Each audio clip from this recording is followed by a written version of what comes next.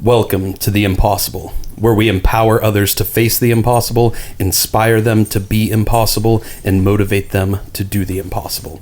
I'm Matt, and back again with my brother Austin Douglas. How you doing today, man? Fantastic. Hello, everyone. Good. Guys, we have an incredible guest today that we are very honored to have on this show, and very honored to share her story with you. You've heard us talk a lot about mental health on this show and how important it can be to not just daily life and performance and anything we're chasing, but how it can sometimes be a vital, critical aspect of just survival.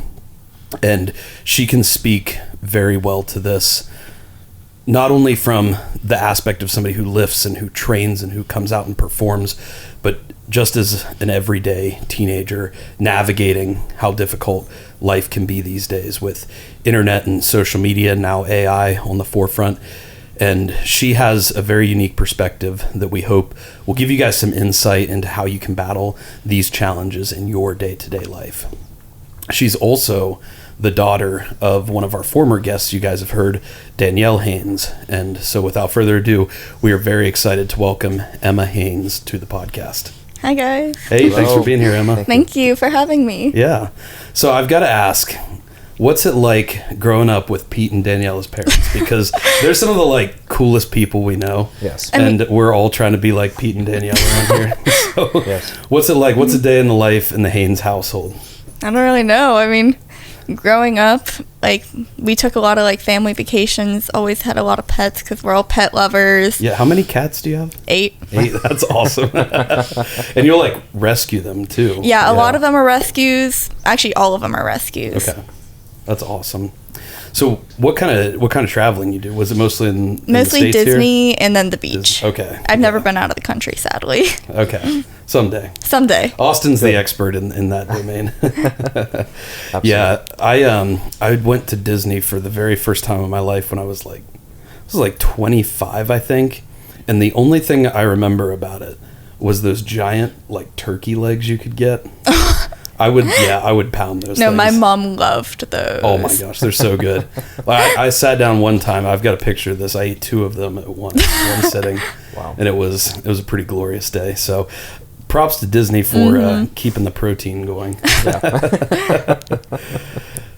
So as we talked about in the introduction, you've had some pretty intense battles, like a lot of people, honestly, with mental health. Yeah. And the challenges that can come up with that, especially as being a teenager growing up in today's day and age. When did these problems, when did you notice, or looking back, when do you think you started battling these problems? Because I'm sure you may not have recognized it when it first came up. Looking back, I've struggled with anxiety probably since elementary school. It wasn't severe, but a lot of my peers always acted like I was very immature just because I was very naive, and I kind of got babied, and that stemmed a lot of anxiety for me. And then I've also, my parents, they've never put academic pressure on me, but my sister, she is a genius when it comes to book smarts. She barely has to try and she gets perfect A's, but I'm opposite, and my ADHD also makes it really difficult for me to focus on my studies. So I have put a lot of academic pressure on myself since I've started getting report cards. So looking back, that's as far as I can remember. But my major issue started around 8th grade, which would have been 2020. Okay. And that's really young enough, because what are you in 8th grade, 12, 13 years old? Yeah. Yeah.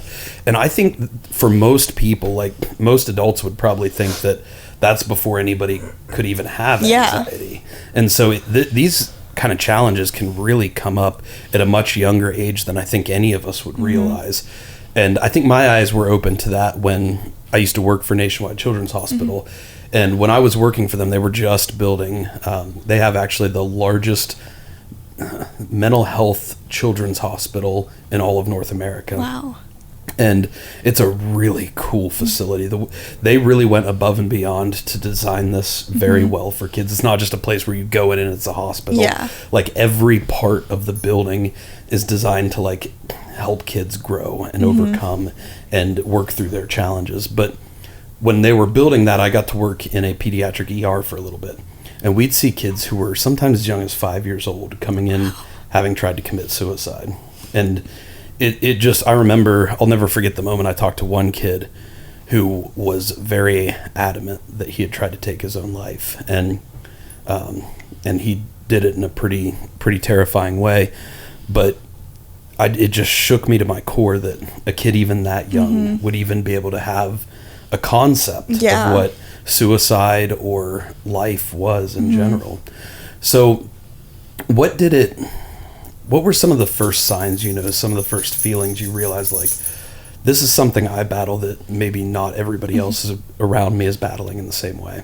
So, like, 8th grade was when quarantine hit. At the end of my, not sophomore, at the end of my 7th grade year, like, probably around, in March, was when quarantine had hit. And then whenever going into 8th grade year, there was, like, 2 or 3 different options of schooling.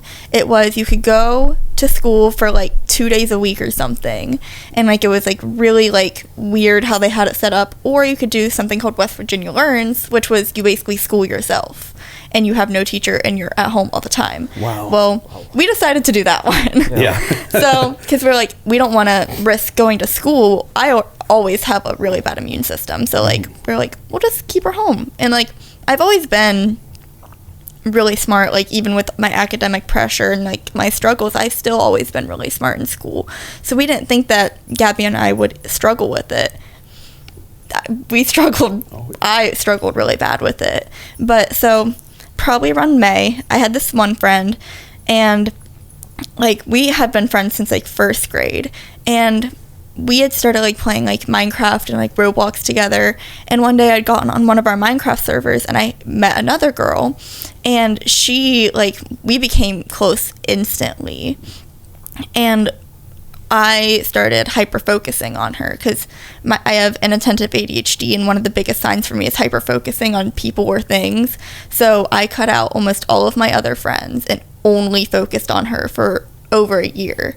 And probably around, like, October, I realized, like, that I'm not getting any schoolwork done, like, but I physically couldn't focus on it. And, like, I couldn't, some days, like, I just felt like I couldn't move, and I'm like, this doesn't feel like normal. And that friend that I had made, like, she also struggled with self-harm and, like, mental health really badly. So I think, I'm not saying that, like, I would never blame my mental health on anyone, because, like, my mental health is mine.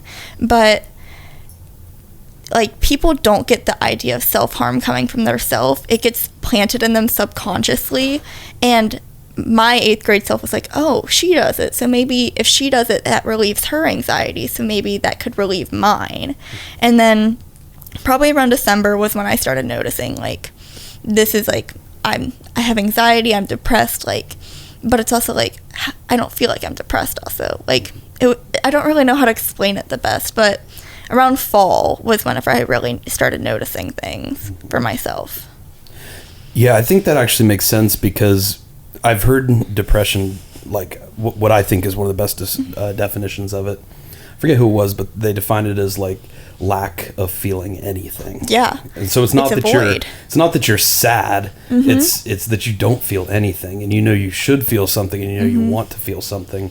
So I would imagine that that's where some of those, like, avenues going toward like self-harm or suicide, they could arise, because that will almost force you to feel something. Because, like, probably from October up until January, I did not cry. I remember because I'm a very emotional person anyway. I've always been a very emotional person, but, like, I've cried over like silly little tiny things before. Like yesterday, like I said, I cried over a customer at work who barely did anything to me. So I cry over very small things, but I had a crying drought, and I'm like, this is so weird. Like, this is not normal. Like, I tried listening to sad music just to see if I could feel something, and I didn't. And then finally what, like, got me to cry was my grandpa passing in 2021, like, in January. He was my closest grandparent, so, like, that really hit hard for me. But, like, and then after that, I cried, like, only a couple times with that. But then I was like, I'm not crying. I don't feel anything. And I just kind of drifted through my 8th grade year, feeling nothing. I had the same routine every day. I would get up at 8, go sit at, like, my makeshift desk in the dining room from 8 to 2:30. I would have my schoolwork pulled up on my school iPad, but I wouldn't do anything, because if it didn't interest me, I wasn't going to do it. And it was I remember like last 2 weeks of December when the first semester was like ending, my mom sat me down and she was like, "You're doing this. I'm sitting here with you until you get this done." And I'm like, I don't want to do it. She's like, "But you need to."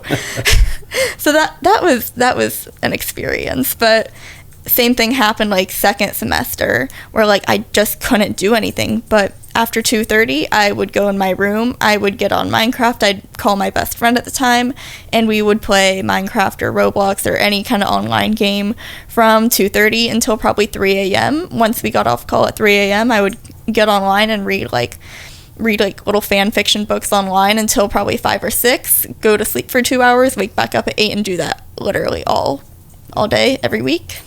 Yeah. That was my routine. Wow. And so you're not getting a lot of sleep during this time either. Okay, so just to backtrack a little bit, this really kind of started heavily in October of 2020, correct? Yes. So this is like the height of the second wave of COVID and quarantine and everything, which was, I think, just one of the wildest experiences we've had of this century. Because it was something everybody experienced in their own way.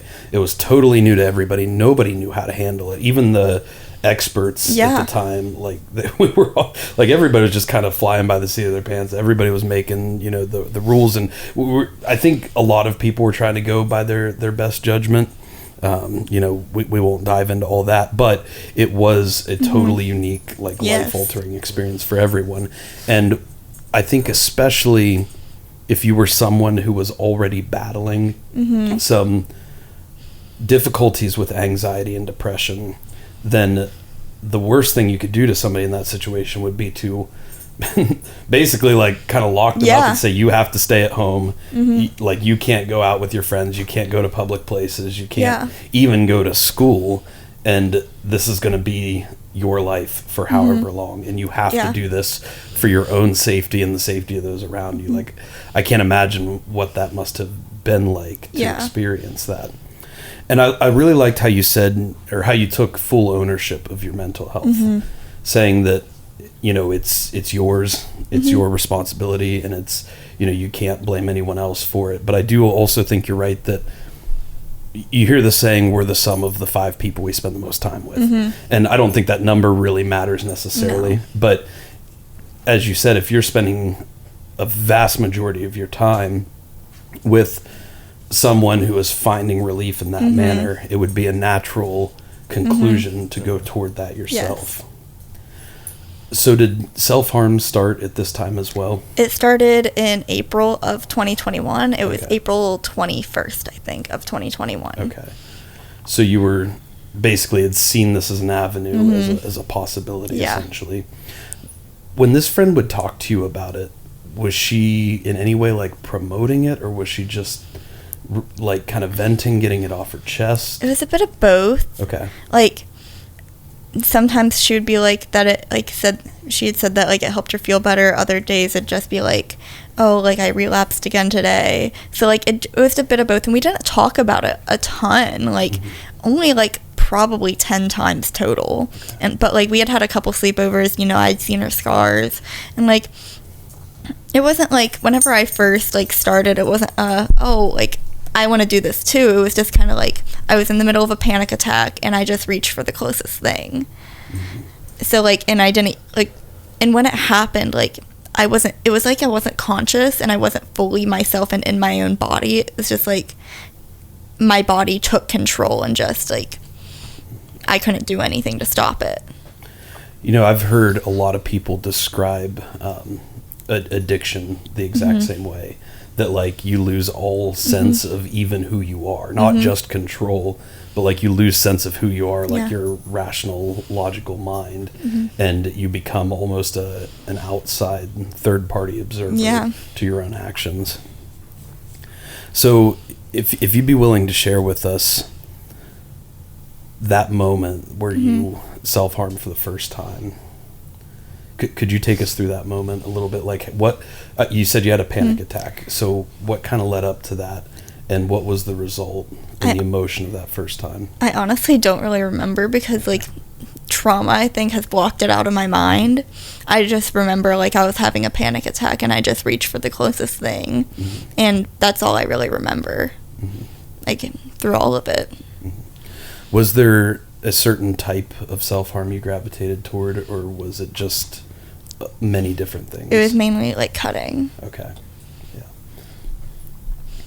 Did you ever notice like a feeling of relief from that? Yeah. Or was it just, okay.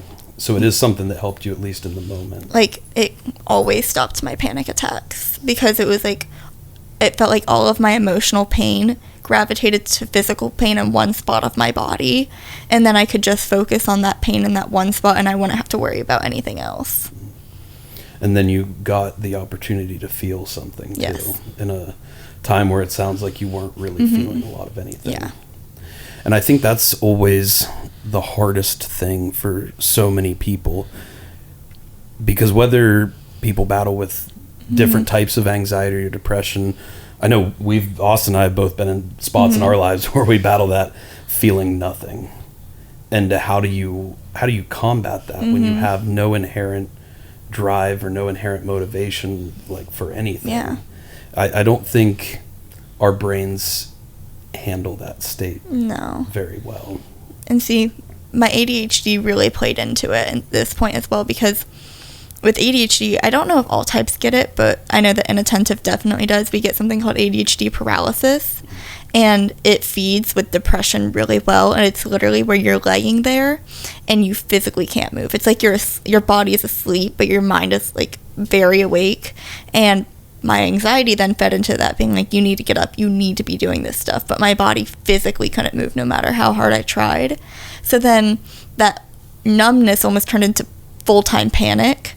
So I was just always kind of like in that state of panic too, that was like, oh, you need to be doing your schoolwork, you need to get up and do this, you need to be doing this, but I physically couldn't. So like that was a huge part, and still is today. Like, I struggle with ADHD paralysis probably at least once a week. And it's like, even getting out of bed in the morning, it's like, oh, I know I need to get out of bed, but I physically feel like I can't move. So this is almost a similar battle, but from a totally different scenario, where instead of, in this case, being like kind of out of your body, observing your own actions, you're kind of out of your body, observing yourself not being able to do anything at all. How did you start initially kind of battling that, and how do you battle that today? Honestly, usually my cat, like Minion, I've had him since first grade. He has done so much for me. Like, he saved my life every single time. Like, and usually, like, if I need to get up, he can get up on my bed and he'll start biting me. He'll start meowing, pulling at my face, doing something, just trying to get attention or food. But it'll like almost force me to like get up, and it's like I need to get up for him. He's almost like my child. It's like, oh, my baby's hungry, I need to go feed him, or like he needs to go out so he can go use the litter box. Like, I need to get up for him. So like he's usually the one that drags me out. So he's something that gives you purpose. Yes. Purpose to be able to move past the challenges you're facing in that moment and be able to step into some level of action. And from there, you're able to kind of work your way out of it. Because once I'm up, like, I'm up and I'm fine. But like, it's that initial, like, first, like, body twitch. Just trying to get that. Yeah, I think that's honestly even a great metaphor as well for anxiety and depression in general. Sometimes it's that first step, that first twitch that can mean everything. Yes. So April of 2021 was the first time. How long did you battle it from there? And is it something that got more progressive? You had it like more challenging? Or was it something that stayed consistent? What was the battle like from there? I now have been clean for, I think, around 14 or 15 months. And I consistently battled it from that moment up until probably around March last year. Okay. And like, sometimes it was just like I was in the middle of a panic attack and I desperately needed it. But there were other times where my body was like, well, my brain was like, your scars are disappearing, you need to do it again. Because that's something that's not talked about a lot, but like in like communities that like online, and that like I've heard people like telling their stories as well, they also agree that a part of self-harm that is not talked about is the fear of your scars disappearing. Because like, when you see your scars disappearing, your brain tells you that you're not valid anymore and that you didn't actually go through it and that you need that physical evidence. So there would have been multiple times, and probably that triggered me more than anything, was I'd look down and I wouldn't see anything, and I would start panicking, and I'm like, I need that there. Like, I need that constant, like, almost reassurance that, like, I know I'm struggling. I need physical proof that I'm struggling. So, like, that more than anything is what triggered me. I'd be a week clean, and then I'd look down and be like, I can't do this. And then I'd be laying in bed at night, and then I'd just get up and, like, go back to it. That's something I've never heard before. And all the people that we've talked to, I've never heard that perspective. So I really appreciate you sharing that with us. And I think initially when you hear it, it sounds confusing, but the more you describe it, it makes total sense. And I still struggle with that. I remember right before I got my tattoo, because I got that, like, beginning of June. Like, I remember the night before I got my tattoo, like, I looked down and I was like, this is the last time that my leg is going to be a blank canvas. Because my hip towards the end was, like, mainly where I went because it was easiest to hide. And my brain was like, do it one more time. Do it one more time because you're never going to be able to do it there again. And that night I had to really fight it because I was like, no, I can't. Like, I'm not going to relapse just to relapse. Like, so it is a daily battle still. And, like, there will be some times where I am in the middle of a panic attack, or I'm in the middle of a really, like, rough spot. And that's the first thing my brain goes to every single time. Yeah, that's a powerful perspective. I think it makes total sense how you describe it, that your brain needs that visual representation of your internal battles. Because, and this is something I've talked about, sometimes I'll feel guilty about the fact that, like, I've got one leg and it's very visible and you can see it front and center, and, like, I'll feel guilty because people will always come up to me and they'll be like, oh, that's such a great job that you're you're lifting or doing whatever with the one leg. And I'm like, yeah, I appreciate it, but, like, everybody's battling something. Everybody's struggling against something. Mine happens to be very visual, but most people's, I think, are not. Yeah. And I would honestly even say that, like, my leg is not even the biggest thing I battle. It's just the thing people see. So I could see how your brain would, you have these inherent or these internal struggles that are the biggest thing in your life, the biggest thing you're facing, that you're struggling against, fighting against every day. And it would be hard to navigate through society when everybody you meet, all your friends, the people you work with, whomever, even your own family sometimes may not know about that battle. Because the only person I ever told, like, from like April of 2021 probably until, like, I'm going to say probably around October maybe, or December of 2021, sometime in there, I had gotten a new best friend, and I ended up telling her and opening up to her about it. But because me and the other one had a falling out, but my one best friend from quarantine, like, she was the only one I had told. And my parents, like, I don't remember when I told my mom, like, about it. And it was more of, like, I can't remember if the first one was, like, a her finding out, or if it was a me, like, coming and asking for help. But I didn't really let anyone in on it, because part of it was, like, shame.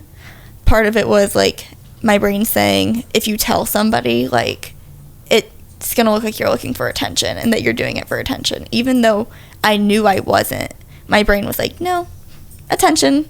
Yeah. Was there any, like, fear in your brain? Because I know this is something I battled with alcohol. Was there a fear in your brain that if you told somebody, like, then you'd have to stop? Yeah. And I think that's always, it's always wild how our brains can work sometimes. And I know Austin and I have talked about this. I think everybody has something. We've all got one thing that we just have to battle more than anything else, that we just can't seem to move past. And you could call it an addiction if you want, but, like, our brains sometimes just latches onto one thing, and it's like the thing that can provide that comfort in times of stress. It's that thing that can make everything feel better for that moment. Mm-hmm. But it, in most cases, is something that is not like a long-term net positive good thing for us. And I think you're right in that it is generally those things for each individual, whatever it is, whether it's alcohol, drugs, self-harm, whatever it can be. I think that's something we tend to always struggle with for our entire life. And JD, who was on the podcast and talked about his own story with attempted suicide, I know he still battles to this day, and he talks about that frequently. And I think, it's something, those things for us will always be a daily battle, and we just get better at fighting that fight. Learning how to move through it, move past it, and overcome it on a daily basis. In those moments where you were first able to start opening up to people, what was the main motivation for that? Because when you're battling this anxiety and depression, I know, as we talked about, a common thing is that you can just feel nothing a lot of the times. So what was actually driving you to open up, even if you weren't seeking help in those moments?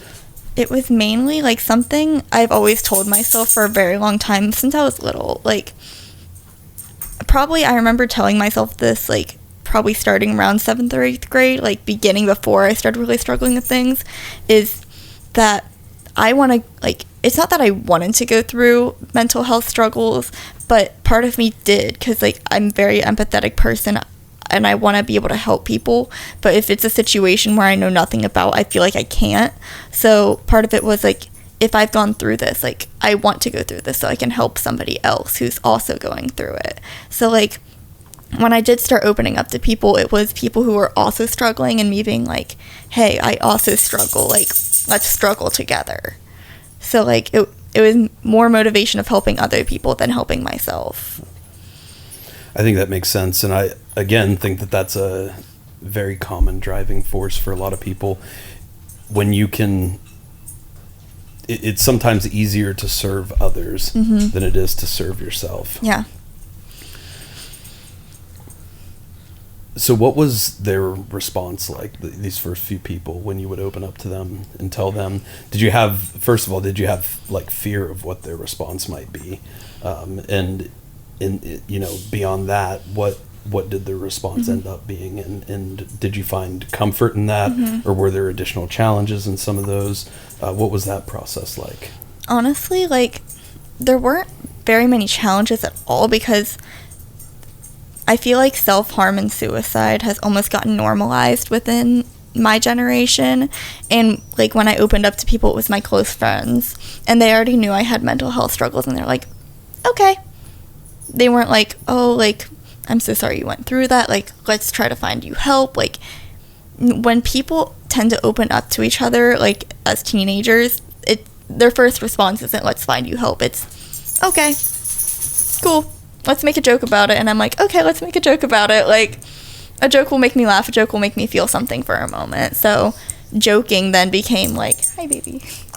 But joking became like almost a coping mechanism. And then your friends start doing it too, because one of my other friends, like, how I got subconsciously planted from my friend from quarantine, I think she subconsciously got planted from me. Because sometimes I say that mental health is almost like a disease, because it is contagious. Because you do, like, you mimic actions from people around you. So then when she also was, like, struggling with her mental health and self-harm, like, we just, like, we kind of, like, we sat in our little hole together and we coped together, and it wasn't like, it was a normal thing.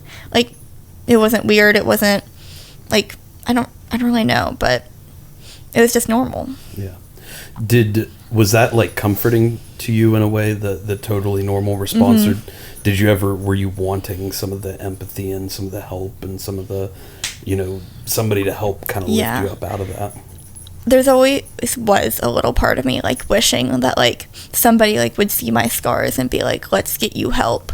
But then also part of me was like, hide it, because I don't want help at the same time. It was, like, very internal battle of which one. I didn't know which one I wanted. And, like, there's sometimes where, like, I still don't know, but then, like, I have to pull out the logical side of my brain and be like, listen, we're not doing that anymore. Yeah. We're going to be healthy. We're going to be happy. So put a smile on your face and go ask for help. Like, but I never knew which one I wanted. So part of me did wish for that empathy and did wish for like somebody to tell a trusted adult. But other part of me was like, no, keep it a secret. Yeah, and I think that makes sense too, because it sounds like what you've got going on here is basically two sides of yourself battling back and forth. So it makes sense to have kind of a conflicted, hope for whatever outcome. I think it's really interesting. I think each new generation, but especially your generation, I think gets a really bad rap from a lot of older individuals sometimes, in that they say like, oh, this generation's weak and they're all battling mental health and, all this stuff. And my thought on this is that I don't think any of this is new necessarily. No. I think we're just in a position where we can actually talk about it more than we open. ever could before. If you look at the generations above us, I know plenty of people who battle, particularly in this area, alcohol addiction very severely. Yeah. And they never talk about it. People battle food addiction, people battle nicotine addiction, whatever it is. People battle all of these addictions that they're constantly trying to escape their life, and they just seem, miserable in a lot of cases. And I just think it's just they just never talk about it. It's always been this mindset of shove it down deep, cover it up with your drug of choice, and we just won't address it. Yeah. Because I think they view it as, and I wonder where this got started. I'd be interested to hear your thoughts. I think they view it as a weakness. Yeah. And if you battle this, you're weak. So they don't acknowledge it. They just cover it up. Because if you don't talk about the weakness, then you can't be weak. Yeah. So where do you think that kind of mindset came from? And how do you think the younger generations of today have done a particularly good job of being able to open up and recognize a lot of these issues?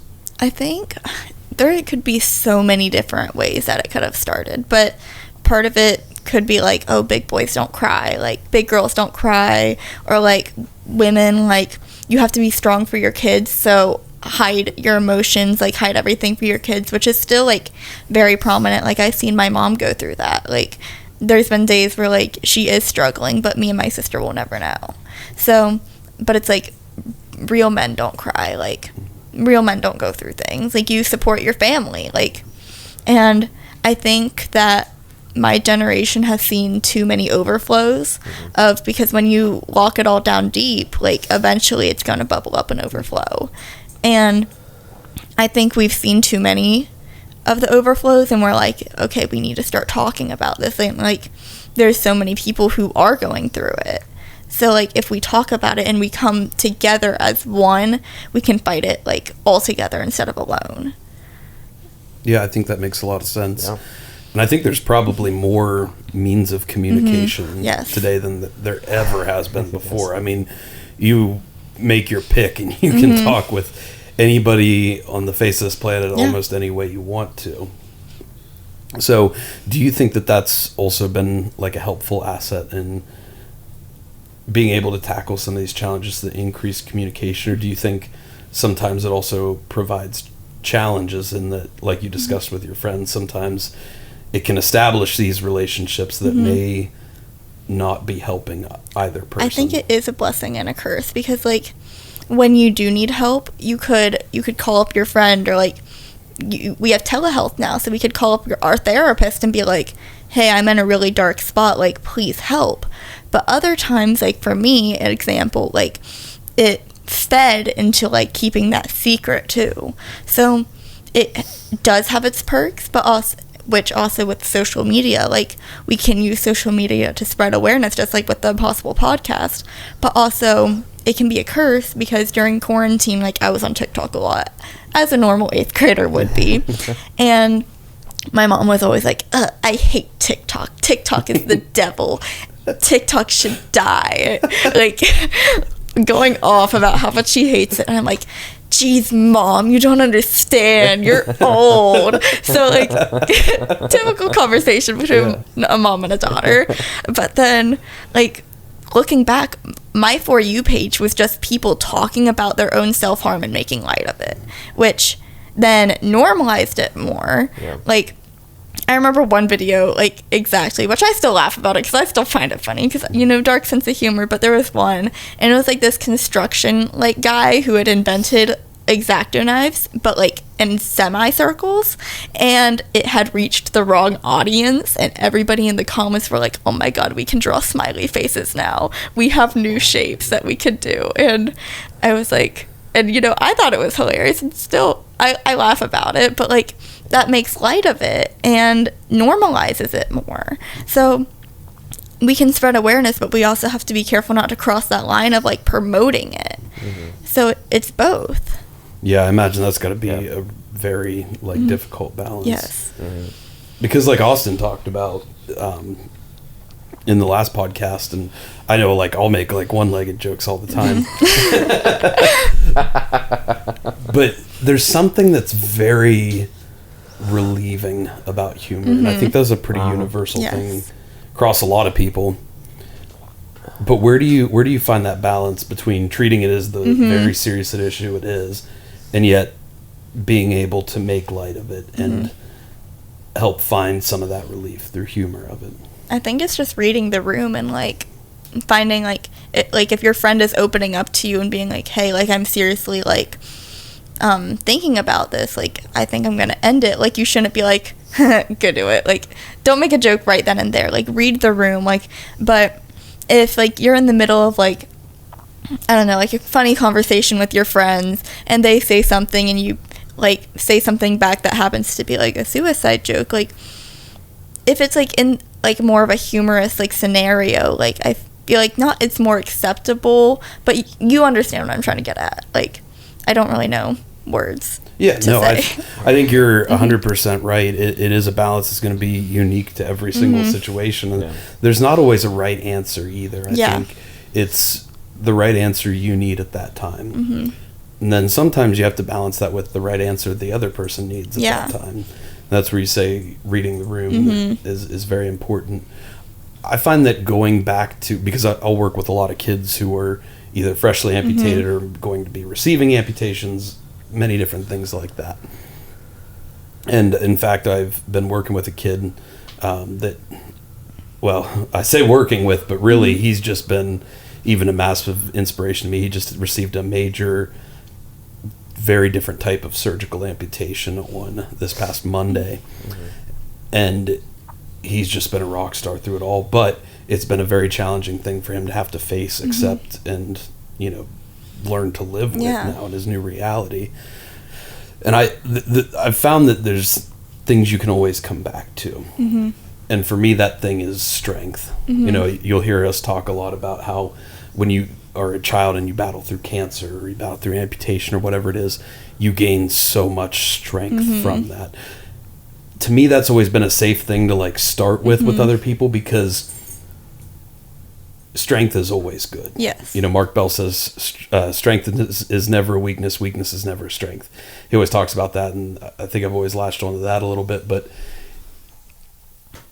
whether you're distraught, whether you're angry, whether you're afraid, no matter what state or what part of that journey you're in, I've always found that that's something that kind of resonates with people. Sometimes they reject the notion. They're like, I'm not strong, I'm broken, you know, and they get really angry and upset. And sometimes they just need to kind of vent some of that anger out. But that's just what I've found works for me. So I don't know if it's a process of finding these, like, universal themes to our challenges that, you know, will always be something that can resonate, always something you can fall back on, always something that holds true. Because humor is great. That's awesome. It provides great relief, but it doesn't necessarily always hold true.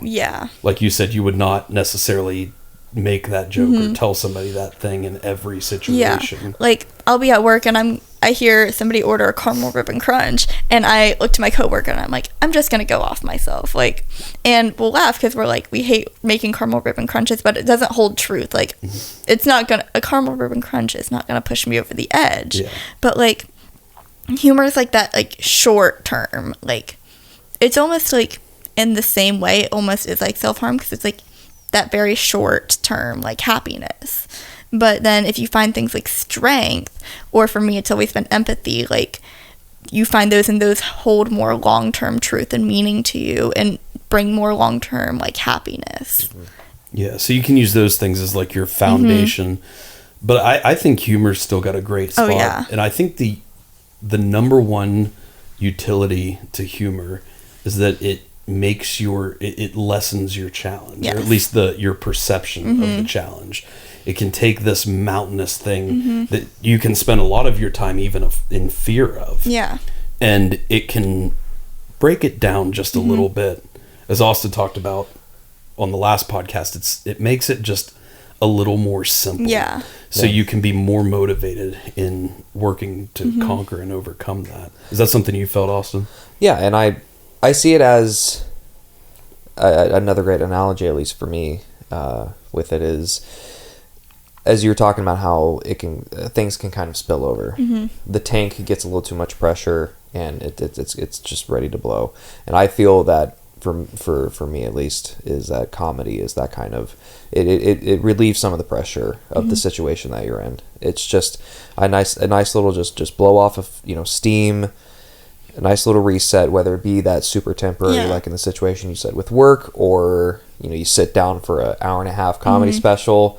It's just it's almost calming. Yeah. Like, yes, there's still clouds above you, but it's not raining as bad as you think, and the lightning's not as prominent as you may see. So yeah. So going back to your journey through all of this, was there a point after that moment in April where it felt like everything hit a climax? And you did you ever hit that, I guess people would call it kind of the rock bottom state? Did you ever hit a point where you're saying, like, I can't do this anymore, like this can never happen again, I've got to figure something out? Or was it just something that held pretty consistent throughout that time, and it was something you had to slowly work through? What was the journey like after that point? Honestly, I'd say I lived through rock bottom my entire freshman year. Like also another thing with like depression is like a lot of people think of it as just being numb, a lot of like always feeling nothing 120% of the time, and like you're just laying in bed. But also they don't talk about how there is like small little laughter moments. You still go to school and you still hang out with friends and you still have those fun moments, but also on the inside, like you're still struggling, and like you don't feel it, like you don't feel that laughter in your gut, like you don't get those like little happy butterflies whenever you're just like, wow, my life is really great. Like, I don't know if you guys have those moments, but sometimes I'll just be sitting there and I'm like, I have a lot. And I do get like that little like tingly feeling in my gut, like that you can really feel that joy, but like you're still numb, but you're not as numb. But so my freshman year, like I had a great group of friends, like looking back, that I cherish those memories like a lot. And like that year especially, and probably about half my sophomore, probably about 3/4 now that I think about it, I just really felt at rock bottom, like that entire time, like weekly struggling with my self-harm, like with new social pressures from school, like trying to figure out like, okay, I was in my house for a year, how do I communicate with people? So trying to figure out how to do that again, like make friends, because going into freshman year I had none. Like I said, my one best friend from quarantine and I had a falling out, so I had like no friends going into freshman year. So like just all of that felt like rock bottom. And like even still there's some moments where I feel like this at the beginning of the summer, like I've been going through a couple things and I really felt like I had hit that rock bottom again, but then I'm like, no, you have a great support system now that you can open up and talk to. You have like a great partner, like you have like a great outlet, which is the gym. Like you're not at rock bottom. But freshman year especially was really, and a lot of sophomore year was really difficult for me. Do you think there was anything like triggering or causing that challenge of feeling at rock bottom? Was there any one thing, or was it just something that was there and you knew you were battling it? It was it was, like I said, it was a mixture. I was in my school, like my high school dance team, and I've been a performer my entire life. I started dancing when I was 3 years old, and I always loved it. I was on the competition team solely because I loved being on that stage. I loved the feeling of it. Like, it was like, I get to do what I love and make people happy by watching me. Like, this is like what I love to do and what I want to do forever. And then I joined my high school dance team. Didn't want to join. My mom actually made me join, and she was like, you and Gabby can dance together one more year. Like, it's going to be so much fun. And I was like, no. I went into tryouts hating my life. I was like dragging my feet. I was like, okay, how can I actually run away right now? Like, which is the best route out of this school? Like, I don't want to be here. And then I made it. And like during the summer, like I was actually really happy. But then once like August hit, once football season hit, I was like, okay, I'm done now. And I'd asked her a couple of times, like, hey, at the end of this year, can I be done? I cannot stand this. But that was like after she had found out about like my self-harm struggles, and like she like remembered like her childhood. She wasn't in extracurriculars and she got into a lot of trouble, and she was like, her brain was like, oh, if she's not in something, she's gonna get into trouble and she's gonna fall back down into that depressive spiral. And during the entire time I was asking her like, hey, like, can I quit? Like, she didn't see the depression or anxiety or the self-harm still. She just thought it was a one-time thing. But staying on that dance team, I hated it. I dreaded every single practice. Like, I started getting really, really awful anxiety, like just going or performing. And I've never had performance anxiety. Even being on the platform, like, I get typical nerves, but not actual performance anxiety. Like, I started having panic attacks before and after practices. And I remember it was one night specifically, it was in January, and probably one of the hardest nights of my life, I would say, it was after one of my bells practices, and I was eating spaghetti at the dinner table. I remember this like exactly. And my mom and dad were like in their room, and I heard her venting to my dad about how like I was trying to use anxiety as an excuse to get out of bells.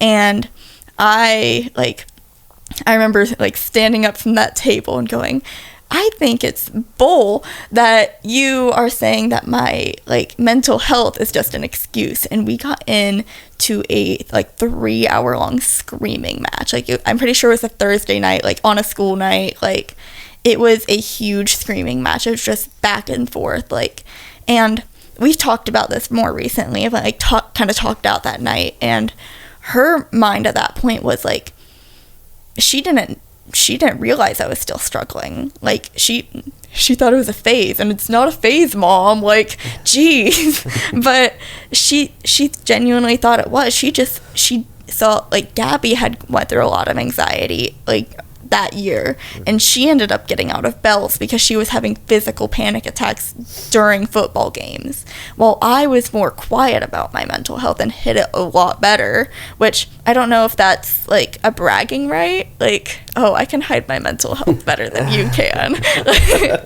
So I don't know, but she didn't, like, neither of my parents saw it, like nobody saw it, so they genuinely thought it was an excuse to try to get out of it. And like, there was a lot of things said that night that should not have been said on either parts, but like, I won't go into like everything that was said because I feel like it's unnecessary. But like, I remember walking away from that fight like feeling defeated, like not feeling heard. Like, it was a really bad relapse that night. And that the rest of that winter, I was like, I'm gonna do it. Like, that's when I made a plan, and I never actually went through and tried to attempt because I was like, my cat needs me. He kept me like alive, and he kept me sane almost. But that was like the biggest like probably hump in the road that like almost sent me over the edge. And if I'm honest, I don't remember what the question was, but I'm just rambling at this point. You're good. But You're good. No, I think you explained everything perfectly. Mm-hmm. So there was a point that you hit when you were considering suicide. Yes. And you said, was it this night that first got that in your mind, or was it It wasn't like something that came up along the way after that? It was like I had always like not always considered it, but it was always there in the back of my mind, like this is an option. But I feel like that night was like probably my biggest trigger. And for the rest of my freshman year and even some of my sophomore year, like I was like, there was like this bridge like kind of where you have to get to like to go to my house, and I would look at that bridge and be like, okay, this is the time where I'm gonna get out of the car, like every single time. And there's even some days where I'm just driving myself and my intrusive thoughts are like, turn the wheel, straight bridge, turn the wheel, and I'm like, no, we're gonna drive straight, like. But there was so many days where I would just be like, get out of the car, unlock the door, take off your seatbelt, and get out of the car. It's not that hard. And there were so many days where I was so close to doing it, but like my cat stopped me, who is always in the back of my mind. In those moments where you really feel those strong surges, and I ask this because I've heard a few different perspectives on it, was there something motivating you to do that? Or was it just an inherent feeling that you felt like you needed to do that in that moment? I think it was more of just a feeling, and like it was I don't know, like it was just there, and it was like, okay, every single day I was like just thinking about it constantly. And in those moments I'm like, okay, I can go ahead and get it done and over with. Like I can just go ahead and do it now. Yeah, and I ask that because I've heard some people describe it as like, oh, I really think the world would be better off without me. And then I've heard other people describe it as, this is the only way I can escape myself. So you felt like it was more of kind of a in the moment, like this is a quick escape right now, and then everything can go away and it'll be better. Yeah. And you talk about your cat again as being the main motivating force to keep you from taking that action. And I think in those moments, anything we can gravitate, anything we can hold on to, because I'm sure there's a lot of people out there that would say, oh, it's just a cat, like why would that be? No. No. Whatever you can hold on to that will allow you to hold on to it with everything you've got. Because from there you can build, to anything. But whatever gives you that reason to fight in those moments, hold on to that. Yeah. So this is coming into the winter of going December 2021 into January 2022. And you said you've talked to your parents about it at this point. To backtrack a little bit, what was the moment like when you first approached your parents?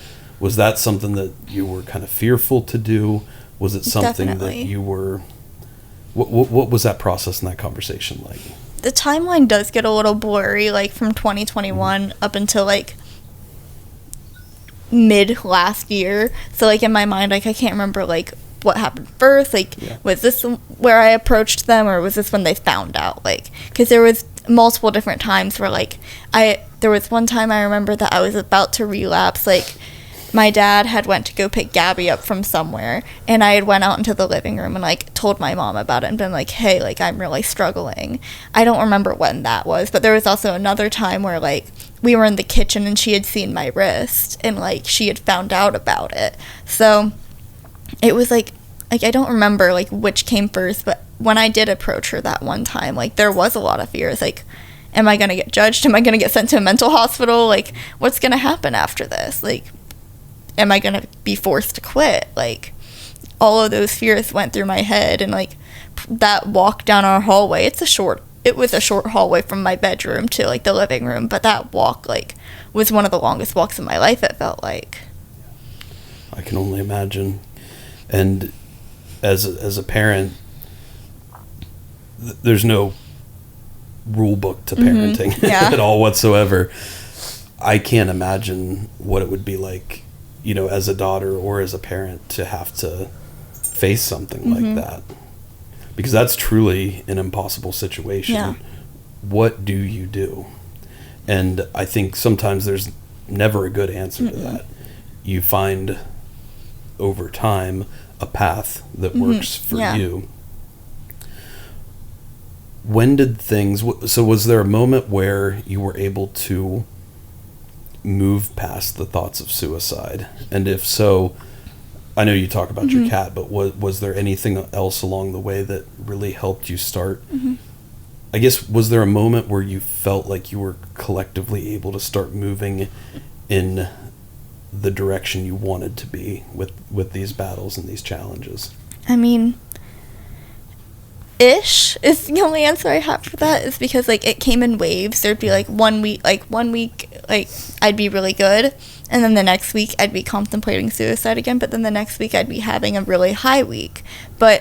And like I kept having those really horrible waves, like probably up until August of this past year, and then like August 2023, and then August 2023 was like, I'm going to change everything right now. This is where I start. Like so much has happened right now. Like I felt like my group of friends had just gotten to like a perfect spot. Like there were, I think, 5 or 6 of us in the group, and like we felt solid. Like all of us loved each other. Like honestly, like you guys coming into our life honestly was a big change and like really great for me, because it's like it was just something that like I can do this. And then that was when I like seriously got into lifting. Like I was going in my junior year. Like it just felt like a lot was starting to go right instead of wrong, and I was able to see that. Like I was a couple months into therapy at that point, so that was just like, probably there was like a couple days in August where I was like this is good. You just all of a sudden start to feel this turning point. It was such a weird thing too. Like it was I was like, what is this? Like, go away. Yeah. No, I get that actually, because when I battled alcohol for so long, when I explain to people my recovery journey in that aspect, it's very atypical, because I think a lot of people hit this like rock bottom, or at least you hear about a lot of people hitting this rock bottom moment.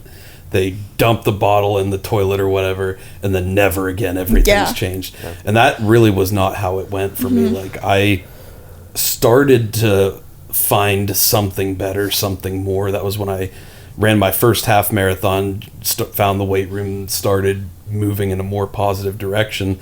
But it was a very slow, long journey out of that.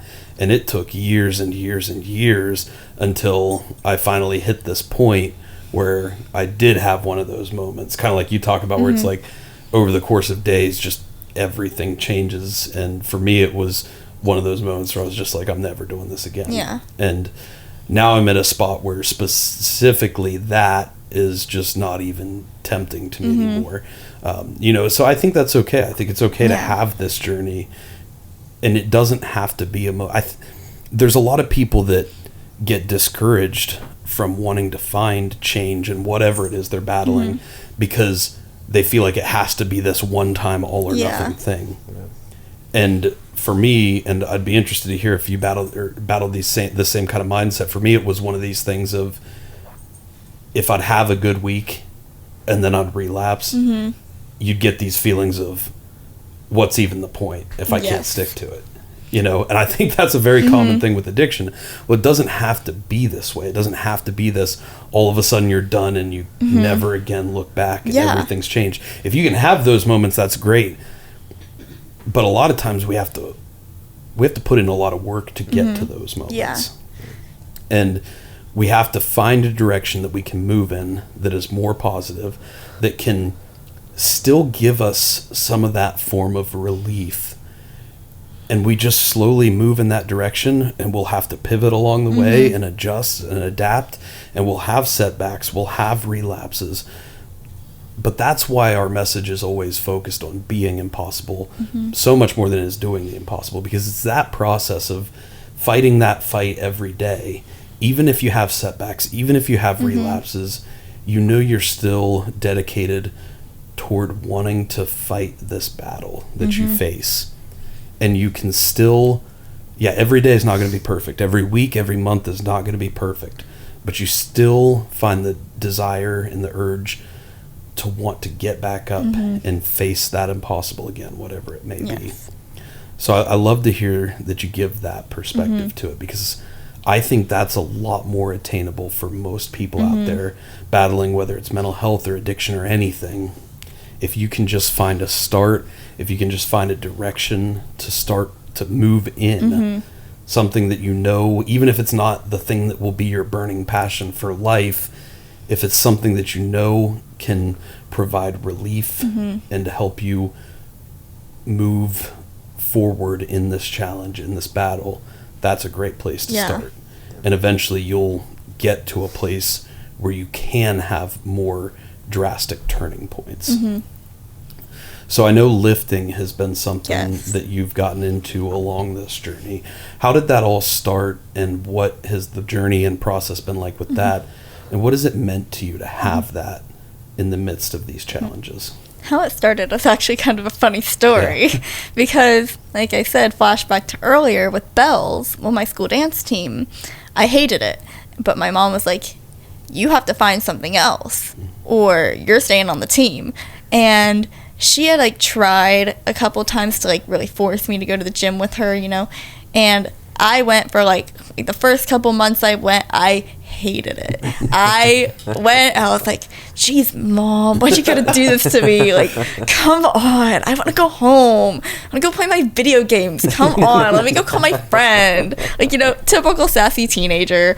And I despised it. And probably around April was when I really, which was like, my school dance team had ended in like March, like mid-March, and then April was when I had finally like made that transition because I was April of 2023. Yes. Yeah. Okay. Timelines. But it's hard to keep everything straight. We've learned we always have to piece it together to just help. Yeah. So I was like that was whenever I started, like, I did my first deadlift in April ever, and it was really awful. We did it in the old black, like, squat rack out in the middle of the gym, like, and it was like just the bar, and, like, my form was really awful. Like, my dad was like, Emma, your form is horrible. And I'm like, I'm sorry. Like, what do you want me to do about it? And he's like, well, do this. And I'm like, how do I do that? And he's like, I don't know, just do it. And I'm like, wow, you're really great at this. Like, you're a really great help right now. Yeah. But slowly but surely, like, we fixed my form. And over the summer, like, I went with, like, my mom, my dad, and, like, my best friend at the time. Like, and we all just, not my mom, my dad. My mom, my sister, my dad was sometimes there, but he usually goes, like, really early. But the four of us always went. We had a great time just, like, going and, like, working out. Just, like, then it wasn't, like, serious. It was just, like, kind of like an intramural, like, sport kind of thing. Like, getting out of the house, like, getting those, like, endorphins, like, and just, like, having fun, but also, like, doing something that's really good for your body. And then I went to the August meet to, like, go support, and that's, like, kind of when it clicked. Like, I had seen Amber Tharp, like, compete. She is such a beast. I love her, yeah. But she was, like, my motivation. And, like, I messaged back and forth with her, and I was, like, after the December meet, too, I was, like, she was like, oh, I loved, like, watching you lift. And I was like, you were the reason I did this. Like, she was, like, my full inspiration to wanting to, like, compete. So after that, like, we ended up hiring, like, a trainer, and, like, I worked with her up until, like, April. And, like, then December was, like, really great, but I was chasing that national record so hard. Like, I was like, I want this. It's not that much weight. It's only like double my body weight. Like, that's not that hard. So I was like, okay, what can I do to get this? Let's dye my hair pink. Then I'll get it. That'll work. My hair was only half pink. I fell over on my lift. I dyed my hair all pink. I got my national record, and I was happy. Like, so that's, like, kind of been my, like, journey. Is, like, it started as I hated this, and then slowly over the summer I got a love for it, and then I got into competing, and then, like, I think it's that feeling of doing what I love in front of people. Like, it just, like, sparks something in me.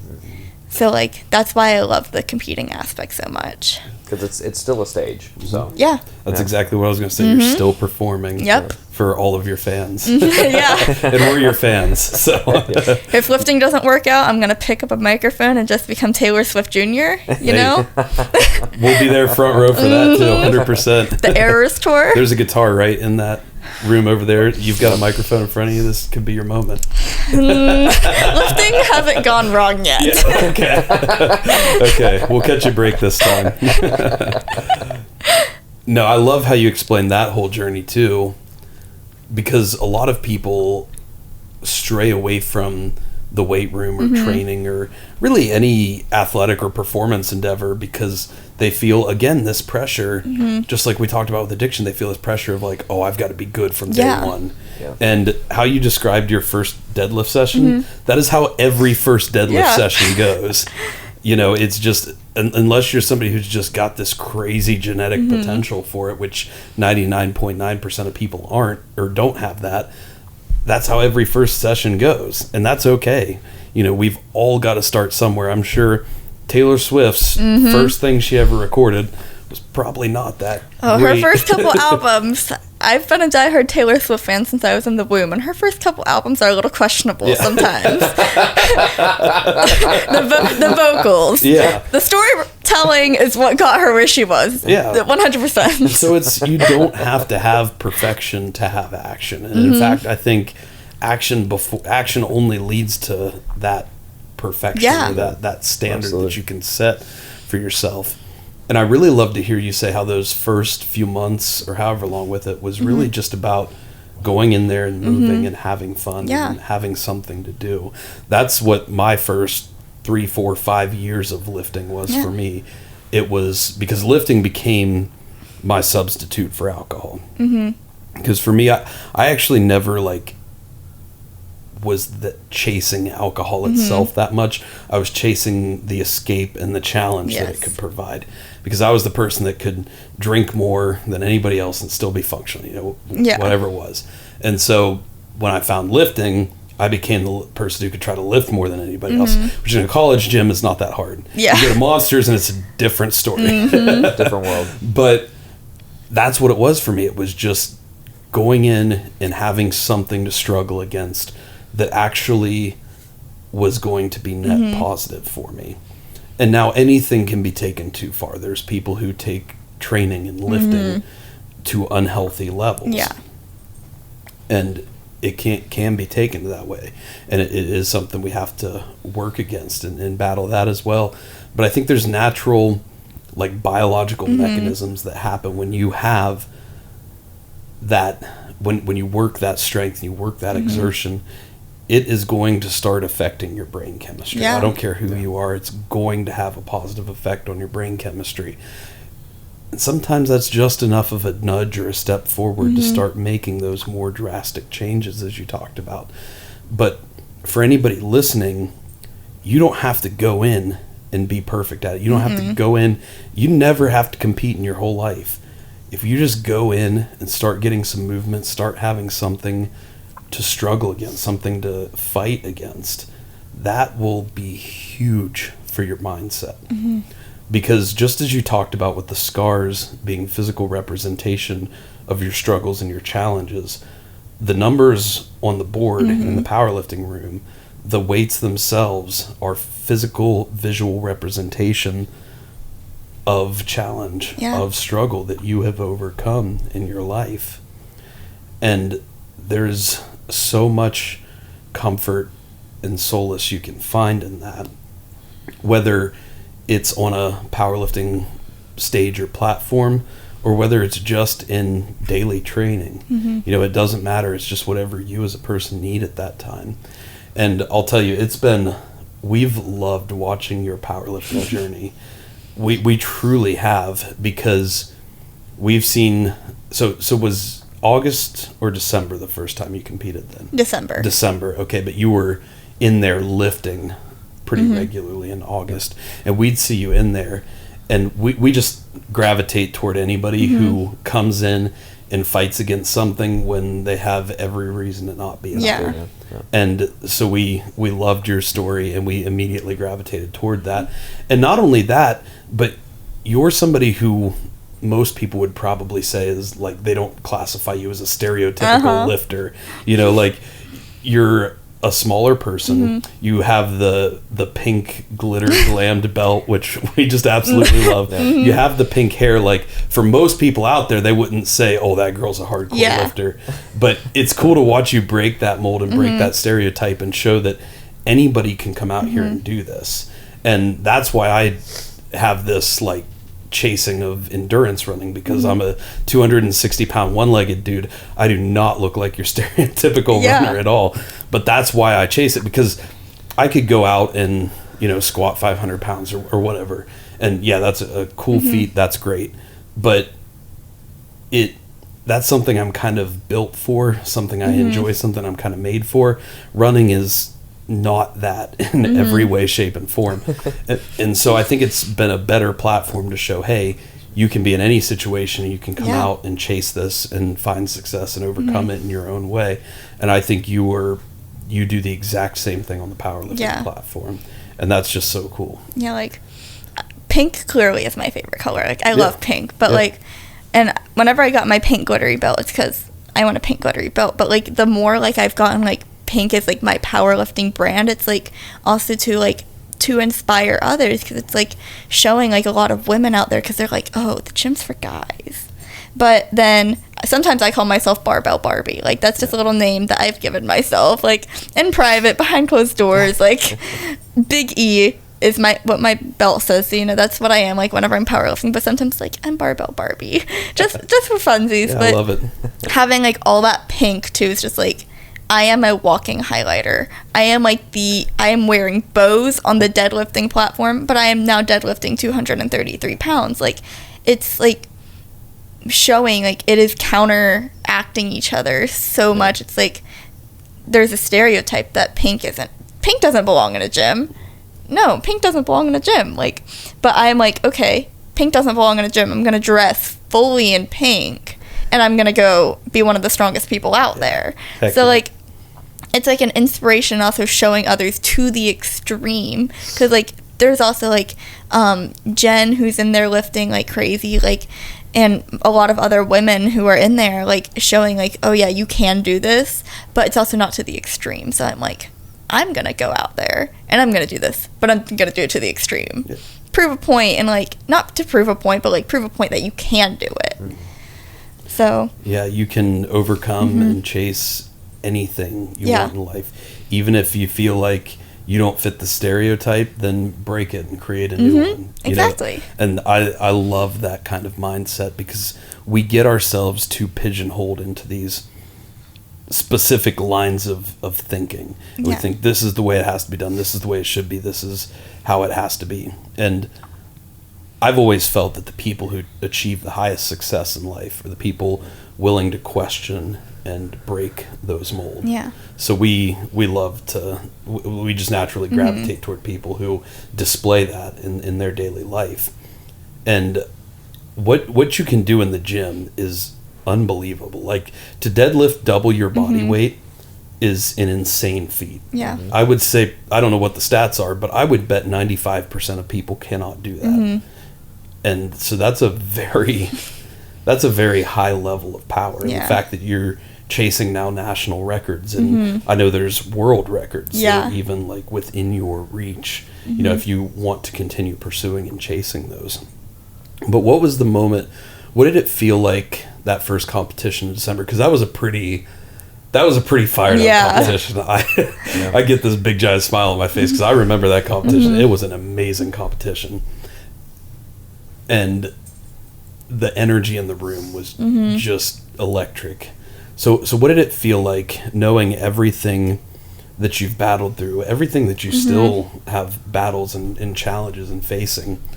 What was it like to take all of those memories, all of those challenges, all of that pain that you felt, and then to be able to come on the platform and display strength for someone? Because I'm sure there are times throughout this whole journey that you probably did not feel that strong.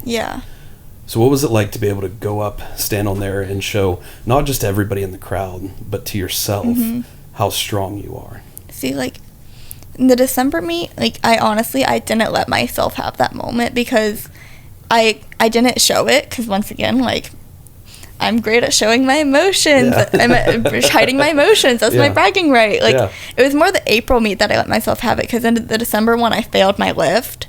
And I, like, I put a smile on my face. I was like, I told everyone, like, oh, I'm proud of myself. Yeah, like, I did really great. But I went home and I cried that night. Like, I was very disappointed in myself. I was like, I gave almost unrealistic expectations. Like, it could have been done. I almost had that lift. And I knew I fought like hell for it. But like, I still beat myself up about it because I didn't do it.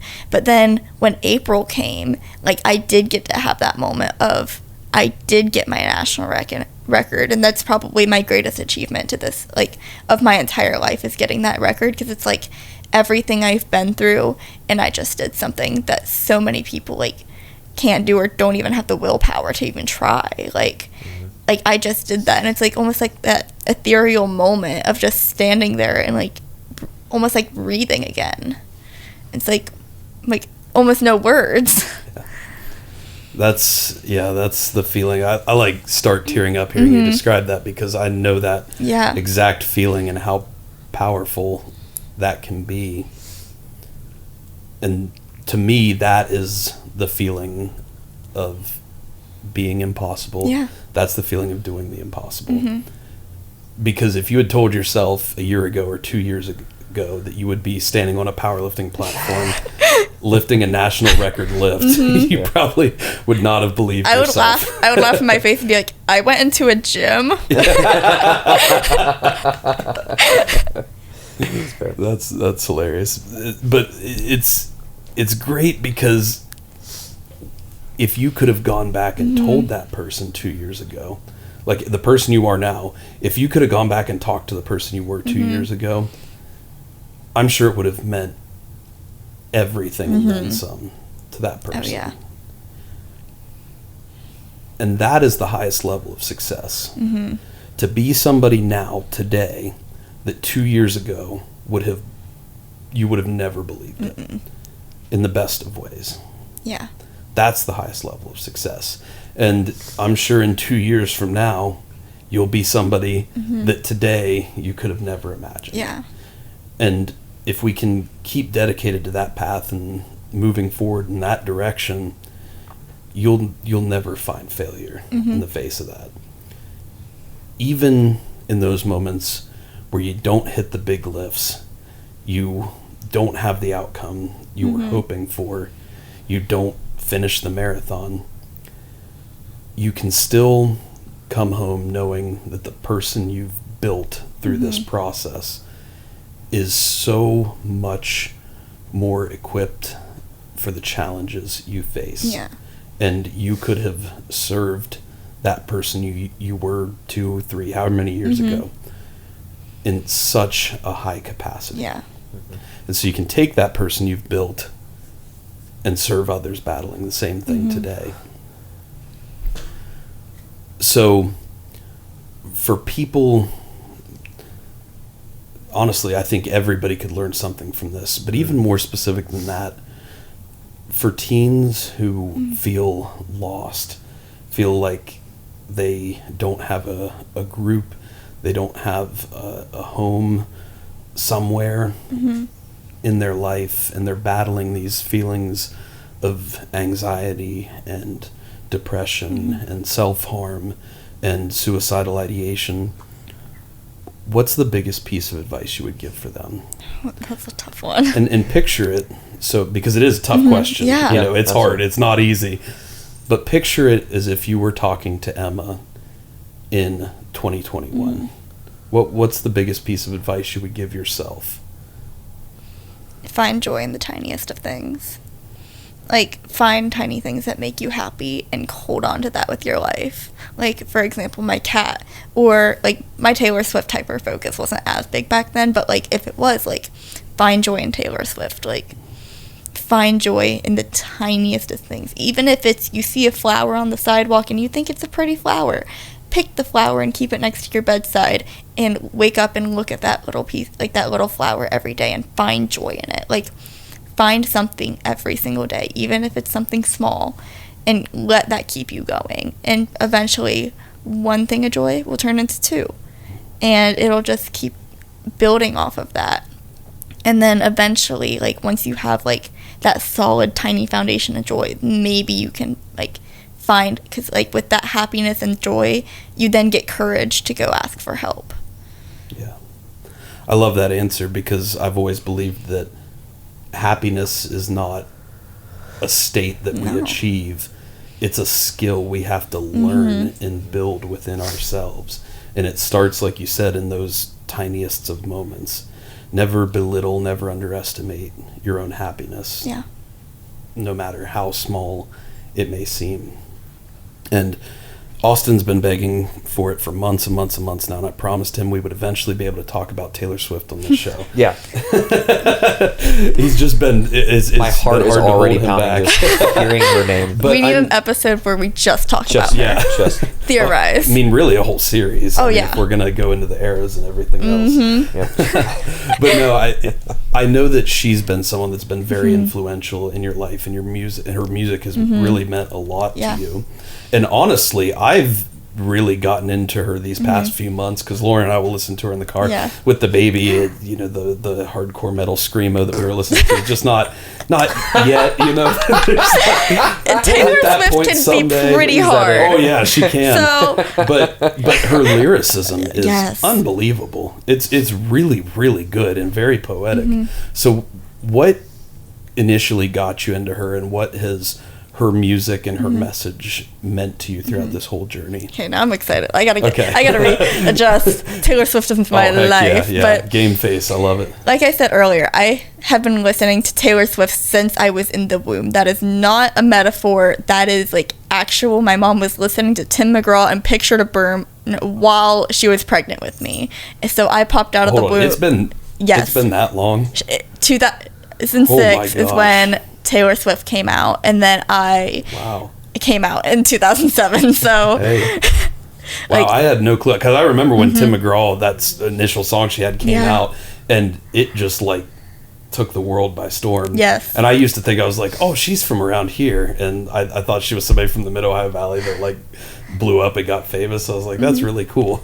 And then I didn't like see a lot about her for a long time, and then she's made this massive resurgence, which I think is really cool. But I had no idea it was been that long now. But like I remember like my sister had like the Speak Now CD, and we would like listen. I remember specifically like putting it into her CD player when we played Barbies, and like always like just she was always there. Like when Red came out originally, like I had the deluxe version, and I couldn't go to sleep without it. Like I always sleep with music, but Taylor Swift has always been what's able to put me to sleep. So, and then when 1989 came out, I remember having it on my iPod on Apple Music, and then when Reputation came out, that album changed my life. It is my favorite album. I will die on that hill. Nothing can ever take that album away from me. And then after Reputation, like, she kind of disappeared, but I wasn't, like, super in the fandom. I didn't really know what happened then. So once she kind of disappeared, you know, I still listened to her here and there, but, like, not, like, as much, like, not, like, obsessive. And then when Lover came out, like, I actually didn't like Lover that much when it came out. But then, like, I remember one time we were going up to Morgantown for something, but I just listened to Lover the entire way up there, and then I was like, oh my god, this woman, I love her. Yeah. So then The Archer was probably the song that got me like super back into Taylor Swift. And for those listening who don't really listen to Taylor Swift that much, The Archer is a song about anxiety. Like it pictures anxiety so well. And one of my favorite lines in it is, who could ever leave me, darling, but who would stay?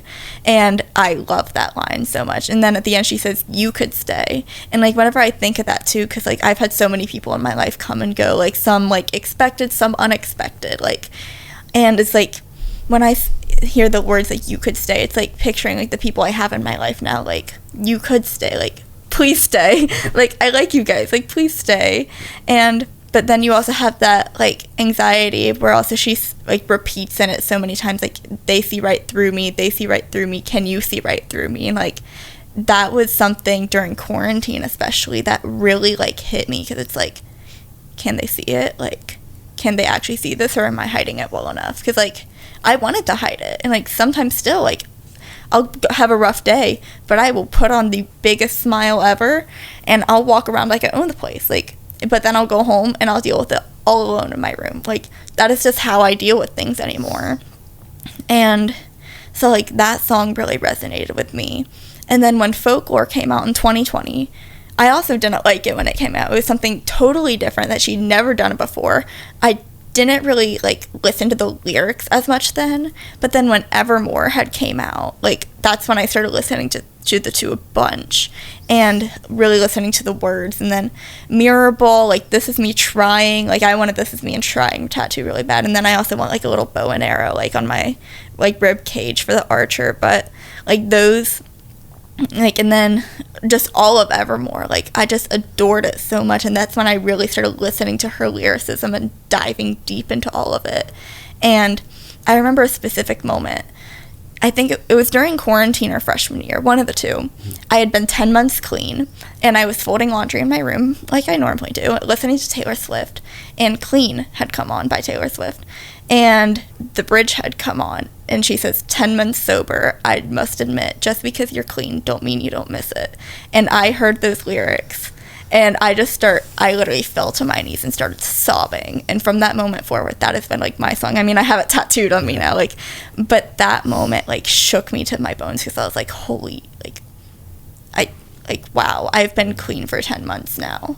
Like, this is crazy. Like, I ended up relapsing after it, of course, like, but, like, that song has, like, gotten me through so much. Like, I'll have a rough day, I turn on that song, like, that's the one that's gotten me through so much. And then Midnights came out. You know, Midnights isn't, like, super, super deep with, like, anything, so, like, it wasn't ever my favorite album.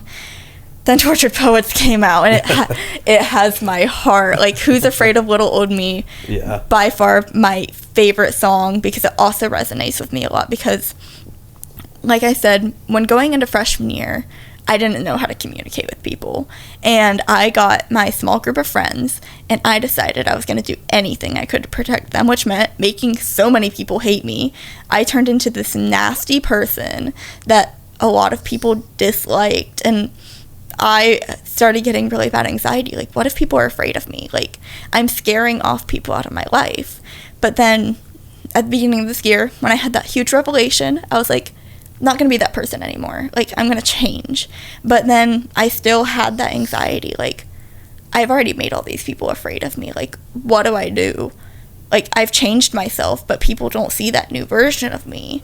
And especially in the past couple months, that's especially, like, if that song isn't out, right, like, if Who's Afraid of Little Old Me wasn't released, I don't know what I would have done these past couple months, because it has gotten me through. And, like, and say they didn't do it to hurt me, but what if they did? Like, those lyrics, the entire bridge, like, the amount of times I had my windows down screaming, Who's Afraid of Little Old Me on the highway, like, my mom would probably not approve how loud I'm screaming. But, you know, I've never gotten into a wreck. I've only ever hit a trash can, so we're doing good. Yeah, that's fair. But, like, that song has done a lot for me, just almost as much as Clean has done, just because, like, I feel like she has looked into my life and just wrote everything out in a perfect way.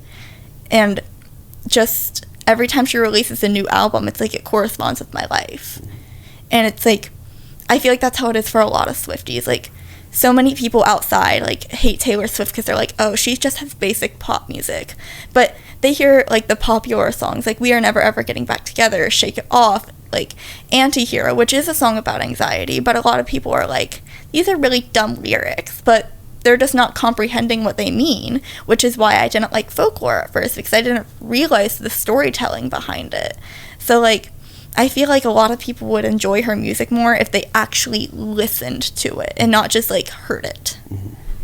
Yeah, and I think that's why she's become such... so I am very obsessed with this concept of brand. Yes. Because I always say that attention is your greatest resource. It's something you have at your disposal. You can utilize it however you want. But brand is your greatest asset, because it's something that you have to build and work for over time.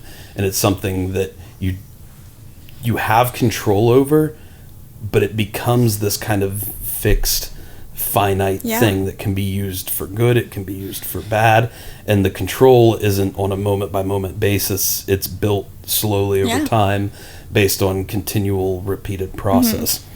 And she has built just such an unbelievable brand to the point that she has and continues to have such positive influence over so many people's lives. so I was always finding myself asking the question, like, how did she do this? Because I'll study from anybody. Yeah. Like, you know, our goal is to build a brand of equal influence someday so that we can help as many people as possible. And so I look at her and I say, well, how did she do this? And so I start listening to more and more of her more recent music, which I hadn't heard. I'd heard all the country stuff from way back in the day, you know, and now listening to some more of the more recent stuff. She's found a way to write music such that it can have meaning to anybody who listens to it, but it doesn't always mean the same thing to each person. And so you talk about the song Who's Afraid of Little Old Me. I also love that song, but I love it from kind of a different perspective. I loved hearing your perspective, because she says the line of Who's Afraid of Little Old Me, and then she says, you should be. Yeah. And well, she could mean that from a lot of different reasons. She could mean like, you should be because of things I may have done in the past, and I get that, and you know, I'm sorry for those actions, and I want to work to become somebody who can be more positive and motivating and uplifting. Or she could mean like, you should be like, I'm a pretty strong, powerful person. Like, and you know, like, I have an army of millions of people, millions of blonde, blue-eyed girls who are like 14 years old. Like, I snap my fingers, or they're gonna come eat you alive. Like, yeah, and so it's just wild that she can to write on the level of that it can have individual meaning to so many different people in so many different situations, and I think that's pretty powerful. And to have that level of meaning and influence, like in your life, what that's all meant to you. It's just wild how you talk about the story with the song Clean, how that lined up with where you were in that moment. That's just such a powerful moment. And when you can have somebody to look up to in your life, and not even just her as a person, but her as a brand, as an idea, as a concept of, hey, this is a way that I can direct and lead and live my life that can be positive for the world. That's a huge thing to have. Like, for you as someone who follows her, like, that's a huge thing for you to be able to have, because it gives you an idea or something to live up toward. And for her, as the person that's built that, that's a huge thing to have, because she can reflect so much positivity from that towards all the people that follow her, and you can build a lot of good off of that. So that's, I just think that's such a cool concept. And I appreciate you sharing those stories of what she's meant to you. And you mentioned your tattoo that you recently got earlier. Could you remind us what that quote is again that's on it? I put, just because you're clean doesn't mean you don't miss it, because like that constant reminder of like that constant daily battle of that relapse. Like, so I got 4 different flowers. I don't remember what the 4 flowers are, but there's the flower of death, the flower of healing, the flower of life, and then my birth flower as the 4 different flowers. And then I have butterflies, because butterflies are actually the symbol of self-harm. And then I have that quote below it, because that quote, like I said, it has meant the world to me. And going back to Taylor Swift just for a second, but one thing like about her music where you said like it can relate to so many people in so many different ways, like Clean is a perfect example of that song, because she never explicitly says what her songs are about, but like when it first came out, people were like, oh, this is about a breakup, because she does refer to like almost like a person, like she's speaking to someone in it. But then during the Reputation Stadium tour, she had played it as a surprise song, and the speech before it, she was like, a year ago today, I was in a courtroom, not for like a copyright thing, but for a sexual assault case, and I ended up winning. And I think about so many people and so many women who weren't believed. And then she played Clean after that. So then you could think of it as something like that. You can think of it as, in my case, self-harm or an addiction. Like, you can think of it in so many different lights, which is why I adore her music. It's because everyone can relate. And no matter who you are, you can relate to a Taylor Swift song. She has thousands of songs. Not thousands, but probably, actually, maybe thousands. I don't know exactly. But, like, she has so many. You can find at least one lyric that you relate to at some point in time. So, like, that's what also has really drawn me to her. And, like, there's been songs that, like, yeah, they're probably about a guy, but I can relate it to, like, a situation I'm having with a friend or, like, something I'm going through in my life that, like, and it can either be a happy situation or a sad situation. Like, that's why she's just so incredible at what she does, and I think why so many people are drawn to her. But yeah, that's my, like, tattoo, which I've been wanting that. I've always wanted butterflies there ever since I started, like, my self-harm journey. And then I was like, ooh, I should do flowers with it too. And then I was like, I'm adding the quote. Like, I need that quote on me. So then it, like, went from, like, this tiny little butterfly tattoo into this 3-hour process of just laying there getting stabbed for 3 hours. And I'm like, this is fine. I want another one, but this is fine. Oh, and I love how you described that, because not only did that quote have or that line have such a powerful impact on your life, the symbolism that it represents, and you said it's on your hip, which is where your primary site of self-harm was. So it brings us full circle in this entire journey, you know, where you used to have these moments of seeing your scars disappear, and that could trigger relapse because the visual representation of the challenges you battled through would go away. Yeah. And now you've got this visual representation of your own healing. Yeah. And I just think that's so powerful. And, like, we have so much respect for you for what you've battled through, what you've faced, and how you've been able to acknowledge it, fight through it, and recognize that it's not an easy process, and honestly probably a process that will never end. You know, it's something in some small way you'll probably, or some big way, you'll always probably have to battle it, but you can find acceptance in that and find healing and hope just through the motivation of the daily battle with it. That's incredible. So I've got to ask, what is next for Emma Haines? You've done the national record now. You're coming into your senior year of high school, correct? So you'll be making plans for your life beyond that. What do you think at this point in time you're wanting to chase in life? Honestly, right now I'm working on reinventing myself. Okay. Like I said, I went through a lot of stuff during May and June that made me reevaluate my life and my past choices. And now I'm like, I'm not killing my old self, but I'm learning to accept her and love her, because I've looked back and I'm like, maybe I wasn't a monster. Maybe I was just 13 years old. And so I'm trying to learn, because, like, when people say heal their inner child, a lot of people think of, like, the toddler in them or the elementary schooler. When I say heal my inner child, I'm thinking of the girl I was in 8th grade, and she needs a lot of love because it felt like nobody loved her back then. And, like, I need to learn to love her. So I don't think of myself as that person anymore. I've grown so much, but I'm trying to, like, almost invent a new version of me that I want to be, instead of being that person I used to be. Like, so I guess growing up, almost, in a sense. What's next for me is just growing up and trying to navigate my way through the world. And self-love is my main journey right now. Yeah. I love that.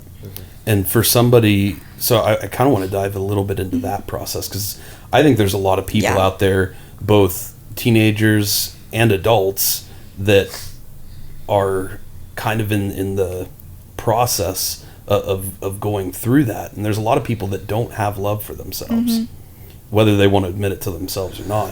Right. So for somebody who's in the midst of that, they just don't love where they are in life. Maybe they feel stuck. Maybe they feel trapped. Maybe they feel like they're a victim of their own circumstances. How can you get on that path, and what does it look like to move forward? Like, honestly, it depends on what you hate of yourself, because there's parts of me physically that I hate, and there's parts of me personality-wise that I hate. Physically, you can't change anything. You need to, I mean, unless you get plastic surgery. But we're trying to go authentic here.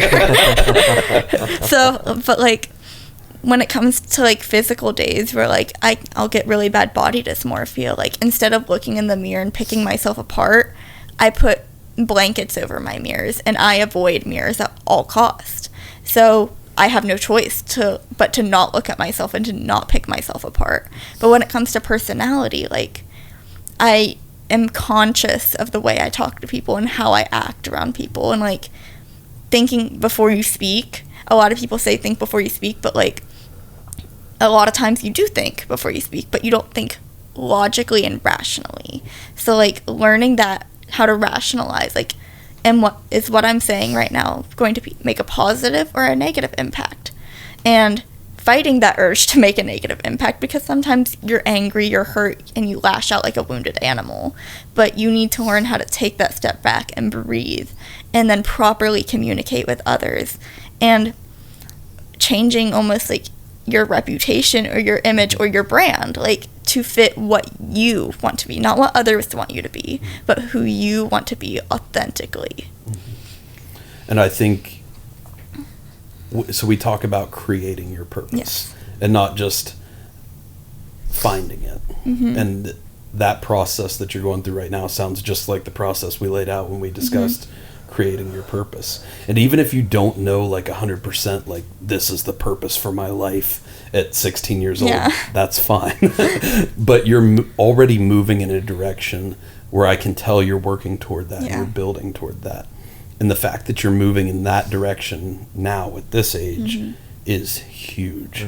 Because by time, you know, you get to be 26 or whenever, you know, you will be so far along in this process and in this journey, because it's a long process, a long journey. We don't need to tell you that, but you will be so far along it that you will have so much time left to be able to execute upon it and help everyone you're going to help in your life through it. So I think that's incredible. And for somebody that's in this spot, that's, you know, having battled through mental health, and that maybe doesn't feel like they're on that path right now today, what's maybe the best place what's one thing they could do right now to just start? Find something you love. Like, for example, like, when I was trying to find, like, a career path, like, I've went through so many that I wanted to do. I went from being a makeup artist to being an interior designer to being a computer game coder. Like, I have went through all of it, but what I finally, like, decided that, like, I really want to do is own my own bakery. And it's something that never stood out to me, because it's just, like, I've been baking since I was less than 3, probably, like, standing in the kitchen, like, in this little corner that we have, like, just looking up at my mom as she turns on the mixer, like, something that I've always done, but it never stood out to me, like, this is a possible career path. But, like, find something that you love and indulge in it, but don't burn yourself out on it, but, like, indulge in it and, like, truly find your purpose in that, and maybe that you can explore options off of that. Yeah, I love that perspective, because that's something that's easy and attainable right now in this moment. To anybody who's listening, it doesn't feel like they have a direction, doesn't feel like they have hope in life. Odds are there's something out there that you love. Even if you're in the worst moments of your life, there's something out there that you love and that you enjoy. You know, and it's even back when you were in 8th grade, you loved video games. And so that was a path that sounds like you pursued for a while. And that's what we tell people is, what you love right now, or one thing that you love, doesn't have to end up being your burning passion for life. But it's a direction you can move in. And you can chase that for a little bit, and maybe somewhere along the way you discover something else and say, oh, I enjoy this even more. Then you can pivot and move in that direction. That's okay. That's all just part of the process. Chasing a passion in life is never wasted time. It's never wasted attention. You'll only learn from it. You'll only grow from it if you allow yourself to be in the right state to do so. So, excuse me. Emma, I really can't tell you how honored we are for you to come on this show, and how like proud of you we are for just being able to have the strength and capacity to come out and share your story with so many people like this. That is truly impossible in and of itself. Thank you.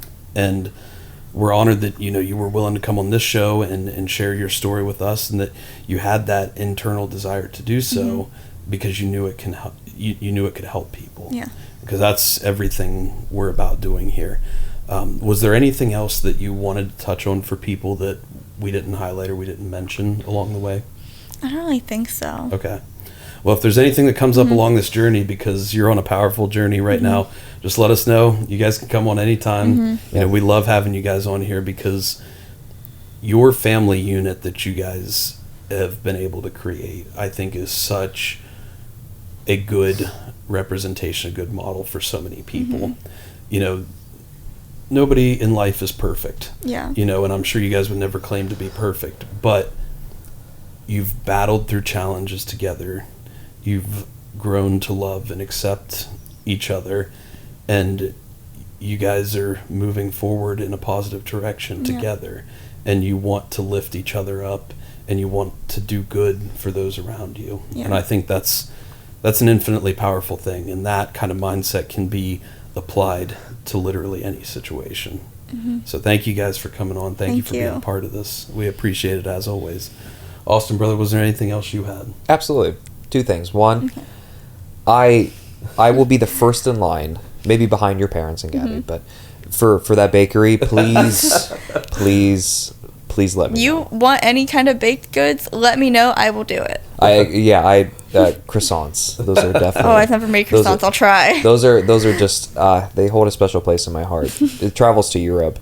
It's always like I personally and the friends of mine who I've traveled with, we just love waking up nice and early, 7 a.m., 8 a.m., going to a cafe, getting a croissant and a cappuccino.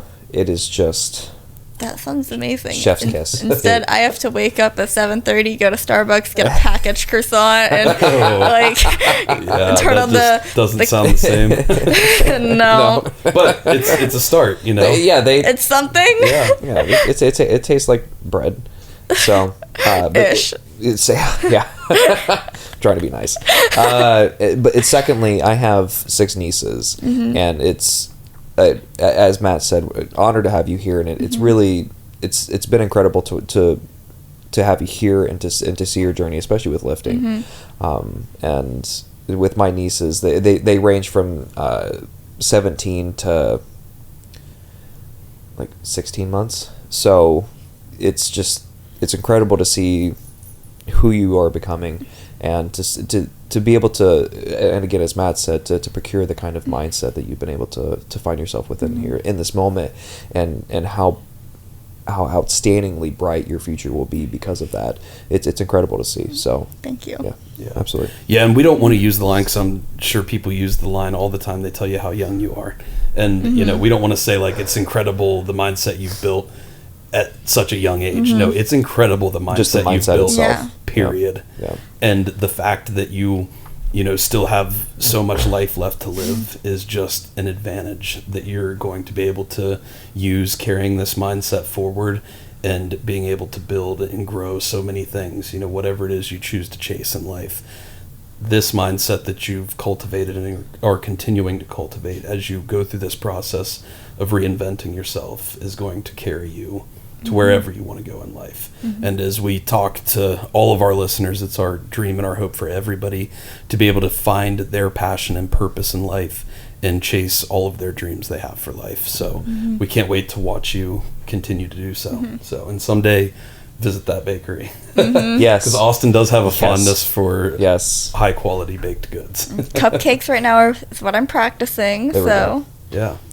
Well, that's perfect. If you ever need somebody to taste test, Austin will be glad. I'm thinking about to maybe next week making another batch of them. So okay. I'll definitely have to do a stop That's off. perfect. Do you have any and this is just something I have to ask because I'm curious. Do you have any idea for names for your bakery? Not names, but like themes. I want to like do like music themed because like music is something that's really like impacted my life. Not just Taylor Swift, but so many other artists that have really like impacted my journey. And like I actually got this idea when we went to the Eras tour last summer, and it's like partly because it holds a special place in my heart, but also because money. But so I'm thinking like also like doing a music themed bakery, and like let's say Taylor Swift is coming to town, like have all of my pastries music like Taylor Swift themed. Yeah. And it'll sell really good, but also they're going to taste good, because a lot of issues I've found with bakeries is they look beautiful but they taste really commercially. Yeah. So like I've already gotten taste down, like, because our family's always been taste over, like, presentation. Like, it can be the ugliest food ever, but if it tastes good, I'm eating it. Yeah. Like, but people eat with their eyes first, so you gotta make it look pretty. So I'm working on my presentation now. Wonderful. But so I want to do that, but I also really want to incorporate somehow, like, doing, like, protein, like, adding protein into some of them. We love protein. Because I have horrible issues with getting my protein, and every single day I hear, did you eat all your protein? Every single day it's like, what all protein have you had today? And I'm like, gummy bears. All of it. Does that count? No, Emma, that is not protein. So, but I have such horrible issues. I do not have issues with energy drinks. I have issues with like protein drinks because the artificial protein gives me really bad shooting pains in my stomach. And normally, like, I can deal with it. I'm like, okay, it's fine. But for some reason, it's just so bad, I can't down them. So I have really bad issues getting my protein intake in. But if I can find a way to put protein into my baked goods and not make it taste like protein either, that's something I really want to try to experiment and strive for. Because that also, so I have the music lovers on this side, I have the bakery, like baked good lovers in the middle, and then I have the gym rats on the other side. That's 3 different audiences, and you know how much money that is too. Like, we're going back to this money thing. Like, I need to be able to buy more Eras tour tickets and Taylor Swift hoodies. And that's awesome. Do it. Yeah, I love it. And I think a lot of times the most successful businesses are the ones who, again, break stereotypes, break molds, and the ones who can merge niches together. Because all gym rats love music. I don't know anybody besides maybe Pete, and I don't know how he does it. Your dad can go in and just train with no music. It's like, like, oh man, we didn't have music today, I don't think. No, I guess we made it through. Pete carried us through today. We just we yelling at would each not other. have made it through that training session without. That was music. No, music. I need my music. No matter what I'm doing, I have to have music on. Like, I'm doing schoolwork, I have an earbud in. Like, I'm sleeping, my Spotify time is at 24 hours a day probably. Like, I listen, like, I'm pretty sure my Spotify Wrapped last year said I listened to like 173 hours of Taylor Swift. No, not 173,000 hours of Taylor Swift in a year. Whoa. Like, and that was just Taylor Swift alone. So like, I am constantly listening to music. I have to have it. So like, training without it, like, we have music going at work too. Like, if the music isn't going at work, I'll be like, who turned it off? Go put on the Taylor Swift Starbucks Lovers playlist, and we are going to make some coffee to Taylor Swift.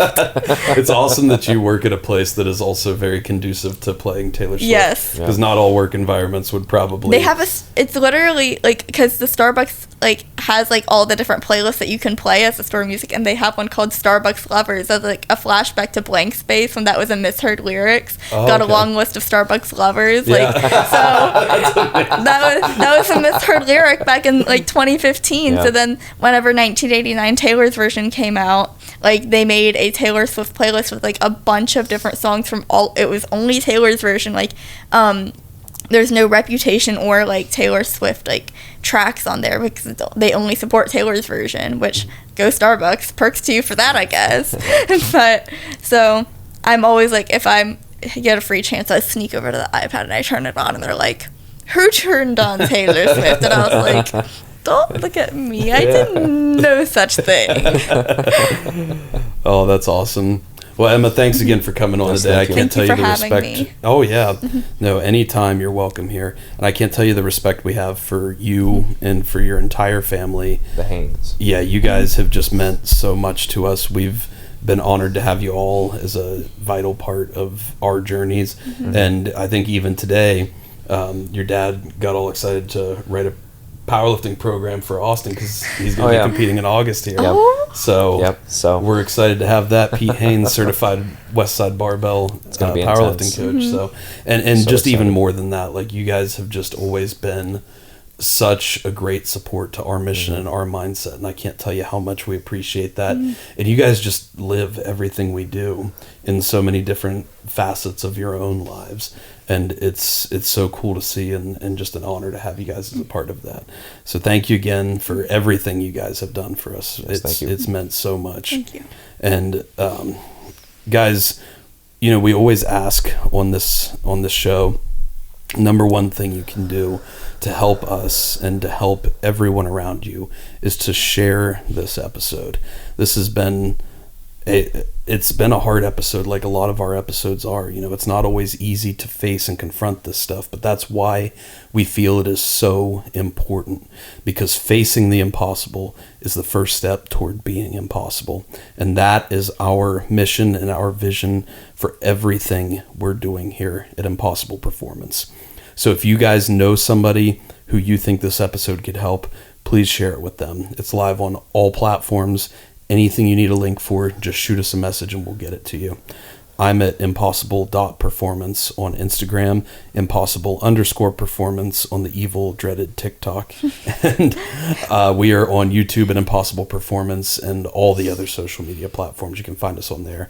Emma, if people want to follow more about your powerlifting journey or your bakery journey or anything else you're going through, where can people find you? Instagram at just Emma Haines, Haines with 2 underscores at the end of it. Okay. But I mainly just post pretty selfies. Yeah. With petty captions. So if you want to see that. Yeah. Hey, that's awesome. Austin, brother, where can people find you? Austin_strength. Yes, sir. And we are on impossibleperformance.com. If you guys want to learn more about anything we do, whether it's our speaking, our media development and working with that side of what we do, or anything else, definitely go on there and check us out. We also have a shop on there. You can buy any of the Impossible Performance gear we have that we wear or we train in or we utilize in day-to-day life. And if you guys have ideas for new merch you want to see come live on our website, message us, let us know, leave a comment, because we want to make this, build this brand as we talked about, and you guys are a vital part of everything we do with this brand. So we want to make sure we're helping to promote this mindset in every way you guys want to see. So let us know what you'd like to see and we'll find a way to make it happen. But other than that, guys, that's the episode for this week, and until we catch you next week, we appreciate everything you do to listen to this show, to help promote this message in your own day-to-day life, and to live out this mindset, because it really is the cornerstone of our brand we're building, and we truly want to build it as big as Taylor Swift someday.